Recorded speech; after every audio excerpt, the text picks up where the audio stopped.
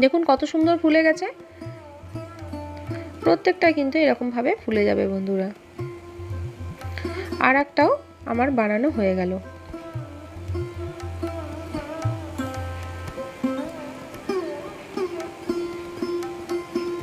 এভাবে সবগুলোই আমি বানিয়ে নিচ্ছি। তো দেখুন বন্ধুরা কত সুন্দরভাবে পরোটাগুলো আমার রেডি হয়ে গেল। তো আপনাদেরকে একটা ছিঁড়ে দেখাচ্ছি। ভেতরটা দেখুন কত সুন্দর পুড়ে ঠাসা। অবশ্যই আপনারা বাড়িতে এটা একবার বানিয়ে দেখতে পারেন। আমার রেসিপি ভালো লাগলে প্রিয়জনদের সঙ্গে শেয়ার করতে ভুলবেন না।